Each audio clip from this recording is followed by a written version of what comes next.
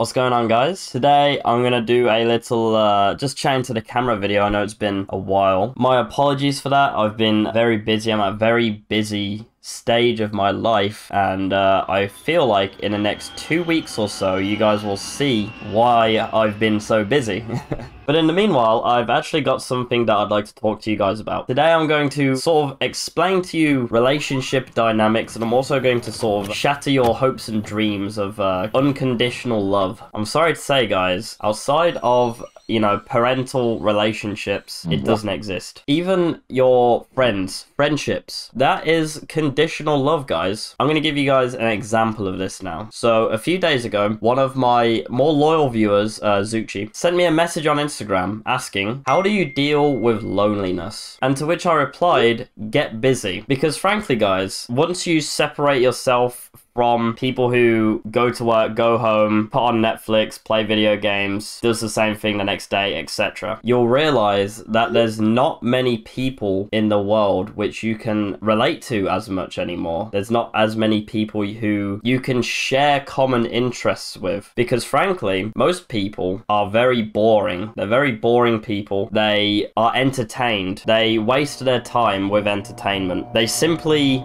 exist. They're not mission oriented. They don't have any grand purpose. They are simply just existing day by day. So once you separate yourself from those sorts of people, which is 99% of people, you will find that you may feel lonely. I, for one, have very much so dealt with loneliness since I have began my pursuit onto a more fulfilling and enriched life. My advice to him was very simple. If you don't have like-minded individuals by your side on your journey, there's only one way to really win them over, and that is to become a somebody. Every single relationship, friendship, etc. is a value exchange. If I do not gain anything from being your friend, then to put it bluntly, I don't want to be your friend. Now, the bar, when you are one of these normal people, I'm just saying normal people, but like, it sounds like I'm looking down the nose, but whatever. That's the way I'm going to describe it, normal people. I'm not normal, I'm quirky, whatever. It's true though, like, most people are this way inclined, like, you know, entertained. If you are a normal person, then you can find a value exchange in simply just sharing the same interests, you know, like, oh yeah, we both play fucking League of Legends. There you go. There's the value exchange there. He plays he plays a good Draven, I play a good Brand, we make a good duo. Value exchange. Friends. Friends forever. What an awesome friendship. The bar is quite low, right? But once you start to actually become more of a man, to put it bluntly, like, if you're spending your days simply existing and coping with entertainment and blah blah, you're not really a man, you're still a boy. So once you become a man, you will find that the only people that you want to hang about with are people who have similar values and mindset to you, and a winner's mindset. They don't have to be winning yet, but they have to have a winner's mindset. That's rare, and that is why it is a lonely path sometimes. The only way you can win these people over is by simply providing them some sort of value. What are you good at? I said to my friend, viewer, I'll read it out to you. Winners walk through life recognizing when value can be extracted from someone and asking themselves, not how do I get what I want, but asking how do I give them what they want. And that's true as fuck. The value exchanges don't have to be grand. It can be something quite simple, like, I have bigger biceps than that guy in a gym. I'm gonna tell him my bicep routine. There's a value exchange there. Suddenly, this dude who you're speaking to is like, oh, I've actually just gained some knowledge from this guy. This is a fruitful friendship. I quite like this. And then he's probably going to think to himself, how do I make him like me more now? I should provide him some value. Maybe my lats are bigger. Oh yeah, here's my back routine or whatever, you know. That's a petty example, but like, it can be like very simple stuff, and it can also be much grander stuff. Let's say that you are a multi-millionaire and you are looking to move to Dubai. And let's say there's a man there in Dubai who is not a multi-millionaire, but he has excellent knowledge on real estate and the general areas which you want to be being if you are, you know, someone of wealth. That's a value exchange. That would be an excellent way for someone who is not wealthy to infiltrate someone's circle who is wealthy. I sent Zucci a real life example of this, which had happened literally just a few hours prior between me and Hamza. Now, me and Hamza are very close. We are brothers. So obviously, not every single one of our interactions are, you know, value exchange. They are in some sense, but it's not a value exchange in the sense that it has to be equal all the time. It's just like we're constantly bouncing off each other. It's pretty chill, you know what I mean? It's kind of hard to explain. It sounds shallow when you put it on paper that relationships and friendships are just a value exchange, but that's literally how that shit works. It sounds so shallow, but that's just how it fucking works, man. So I want to just reiterate, me and Hamza do not have a shallow relationship. We have a very strong, deep sense of brotherhood towards each other. And I know for a fact that if the Nazis were coming and I just so happened to be a Jew, Hamza would happily risk his life to try and hide me from the Nazis. And I know I would do the same for him. And that's a good way to ask yourself if you truly hold a good relationship with someone. If they are a real one, you should ask yourself, would they hide me if the Nazis were coming to try and find me? Because a lot of people, they like to help people, you know, I'm a helpful guy, blah blah blah, right? But would they help you if it meant that their life was at risk? And I think that's a very good way of looking at that. So in this example, it's a value exchange. I want a favor from Hamza, right? I want to borrow some money so I can rent an Airbnb. Of course, I'm going to pay it back, but it's still a favor. I'm borrowing the money. So before I ask for the favor, I provide Hamza a very valuable piece of advice, which is going to potentially save Hamza thousands upon thousands of pounds. You can see in this interaction, you know, it's quite an autistic example because it's literally like value for value, right? And it doesn't typically work like that. It's not as like, you know, stone cut as that, but this is a good example of what I mean. Friendships, relationships, they are a value exchange. What value do I gain from you? What value do you gain from me? If you're not evaluating that question with the people you're spending time with very often, then I'd suggest you do, because you'd find that a lot of the people you spend time with are probably bums.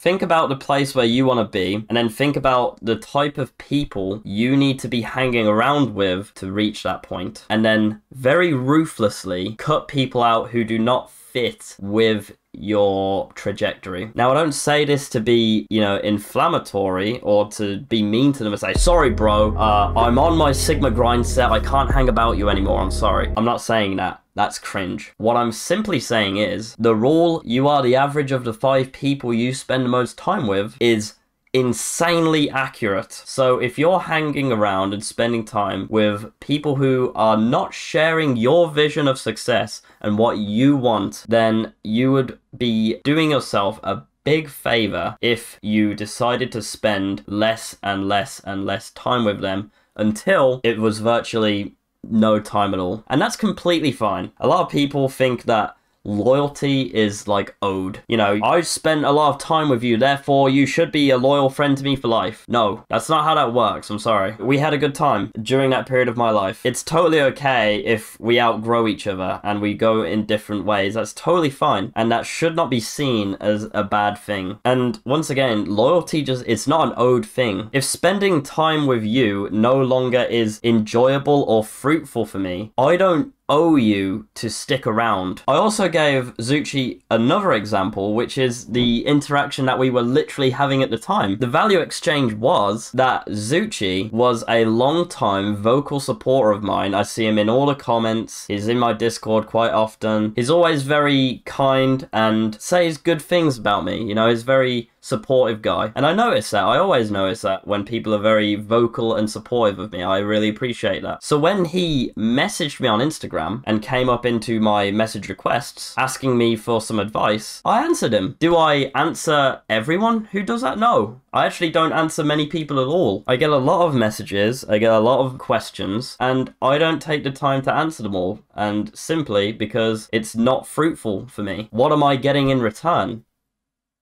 I'm not getting shit. I'm sorry. That's how it works. Time is money. Time is very valuable. And if I spent my days replying to bullshit DMs all the time and getting nothing in return, I don't know who you are, then that would be a massive waste of time. So the value exchange was actually in play for this interaction in itself with the messages. I only replied to him because he had provided me value in the sense of being a very vocal supporter of mine. This also applies for women and also men. It applies in relationships. So a woman that I follow on Instagram posted on her story a reel, and it's basically a guy saying on a podcast, if I have kids with a woman and afterwards that woman decides to let herself go, I would lose attraction to her and I would move on. If my wife lets herself go, if I'm not sexually attracted to my wife, also she ain't putting out, I'm looking elsewhere. And then it cuts to this, like, this IRL soy jack, to be honest. Like, he just looks like a soy jack. He's basically just crying, saying like, oh, I would never think of my wife like that. My wife and all of her perfections are all beautiful and I could never see through the scope that this guy's seeing in. Now, I disagreed with soy jack, you can probably tell. There's a difference between women aging and maturing and letting themselves go. There's a very clear fucking difference, because the woman who's aging and maturing didn't choose to have wrinkles, for example. She didn't choose to have stretch marks because she held your child in her fucking stomach for 9 months. But the woman who let herself go is actually deciding to not actually put any effort into her attractiveness, which is, it's important for women. It's especially important for women. There is a big difference. And I completely agree with the guy on the podcast when he said, if a woman became complacent after I gave her children and started just being a wildebeest, then yeah, I would totally lose attraction to her. And it's the absolute same for men as well. If a beautiful feminine woman gets with a strong masculine man who is on his purpose, he is on his mission, and as soon as they get together, he becomes complacent, he starts eating junk food, he stops going to the gym, he gets skinny fat, he is no longer on his purpose because he's just spending time with his baby girl, eating ice cream and watching Netflix. Guess what? The woman should rightly so lose attraction to that man because he's no longer the man that she fell in love with. So you'll see, love is also conditional. Of course it's conditional. No, Sam, my baby girl would never leave me, no matter what. No matter how fat I got, no matter how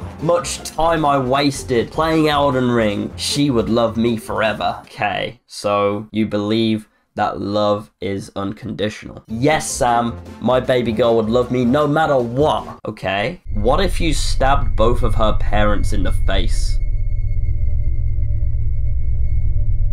Would she still love you? Because if she didn't, that means it's not unconditional.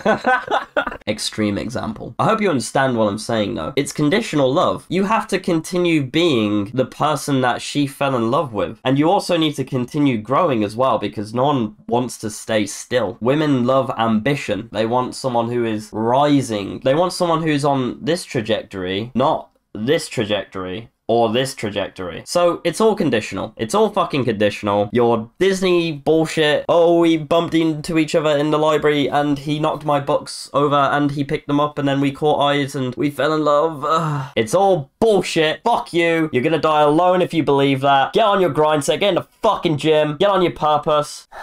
Sorry, guys. To summarize, okay, friendship love is conditional. Relationship love is conditional. Parental love is typically unconditional. However, sometimes it's conditional as well. Depends on your parents. And also, you don't owe loyalty to shit. You're not owed loyalty, okay? If we are on different paths in life, I don't owe you shit. I'm sorry. Please don't be salty. It's all love still. I just don't have shit to say to you anymore because we're just different people now. Alright guys, I hope that was helpful. I hope it was enjoyable. Hope you got some value from it. If you enjoyed the value, the free value that I just gave to you, you can give me free value back by liking my video and commenting down below nice things. Say nice things about me, please. Thanks guys. And as always, braufies.